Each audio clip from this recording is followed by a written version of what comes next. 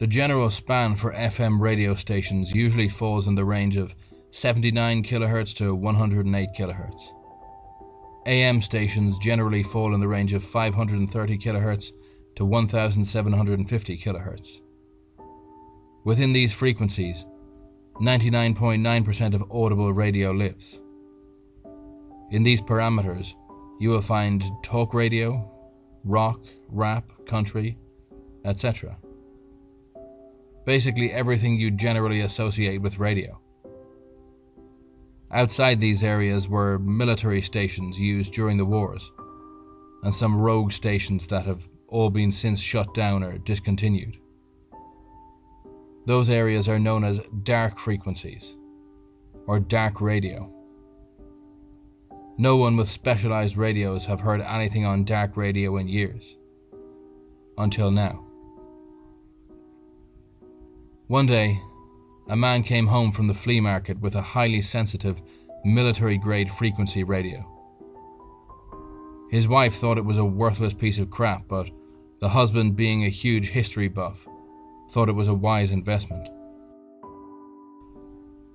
He had hoped to find an active military station or one that was set up on a constant loop broadcasting Soviet-era information or war propaganda.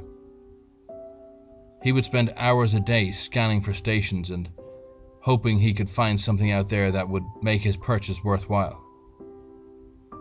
He would pick one precise frequency at a time and scan the entire range for any activity. Several days went by digging through static, and he had nothing to show for it. Until the day he finally heard something.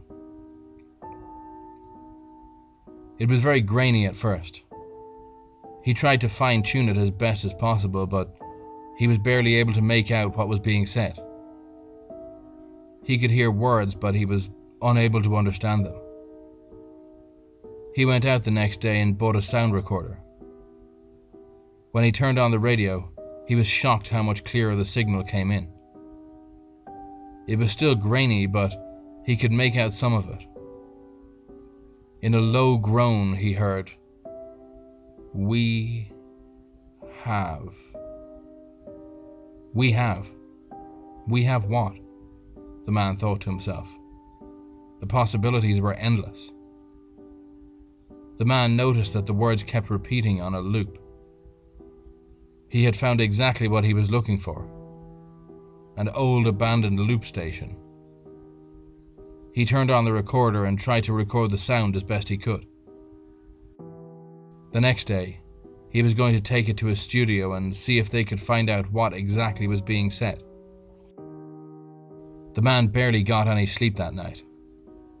He was filled with excitement about making such a historical discovery and the world-changing effect it could possibly have. He figured it would be best not to tell his wife about the discovery until he knew for sure what it was. Before he left the house that morning, he turned on the radio again. He set the recorder down when he realized he wouldn't need it. The station was now a lot clearer, with minimal static. It was as if the station was reaching out to his radio. "We have 21." Followed by the sound of two bells, one high-pitched and one low-pitched.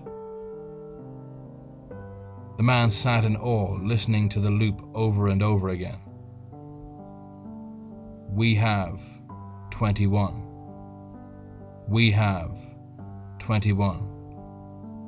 We have 21. He would hear the two bells in between each repeating phrase. 21. Is that a code for something? Do they have 21 objects of some sort? He was perplexed. He spent the day doing research, but he ended up with nothing. No mention of the phrase, "we have 21, played any significance in history. He waited a day hoping that the signal would improve, in case there was something he couldn't yet hear. When he turned on the radio the next day, he was disappointed to hear the same voice, repeating the same phrase over and over again. with the two bells in between. Although something seemed different. It took him a few minutes to realize it, but a faint clicking was heard in the background. It didn't take him too long to realize that it was Morse code. He spent an hour on the computer translating it from scratch, and was thrilled to see that it spelled out coordinates. Using his GPS, he was able to find the location. It was about a 2-hour drive from where he was. After driving down a few side roads and one really long one deep into the woods, he had finally reached his destination. It was a large clearing with a massive cube-shaped building in the center. It must have been at least 4 stories tall. All 4 sides were grey, with no marking on the outside as to what the building even was used for. He walked around the entire perimeter of the building and found the only door available. The door was surprisingly unlocked. He walked into the building and saw a giant empty room, dimly lit by dusty rooftop windows, with a single wooden desk and a chair in the middle. The place seemed like a giant airplane hangar from the inside. He approached the table and saw a small desk lamp illuminating radio broadcasting equipment, complete with a transmitter and a microphone. It was emitting a deep, ominous groaning noise. This makes no sense. There's no one here. Where's that sound coming from? He listened to the groan and noticed that it was changing sound, volume, and length. It didn't take him long to realize that it was actually saying, "We have 21," extremely slowly. He listened for several minutes until the groaning voice stopped after completing the phrase. None of this made any sense to him. Who was saying this? There's no one here. Why is it sounding so slow? Why is it now silent and not repeating? And where are the bells? At that moment, 2 deafeningly loud bells rang throughout the room. They didn't sound like small bells anymore. They sounded more like massive church bells being struck with a sledgehammer, just 2 inches above his head. He covered his ears and collapsed to the ground. When the sound finally stopped, he uncovered his ears. He looked around the building again. He noticed it was significantly darker than before. The windows on the roof were no more. There was no door, nor was there a sign of one ever existing.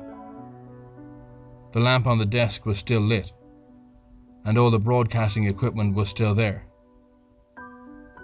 He was now surrounded by silence and darkness. Curiosity eventually got the best of his wife later on that day. She turned on her husband's radio.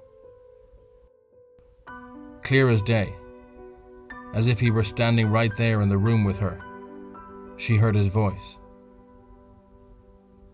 "We have 22. It was silent for a brief moment. Then, static.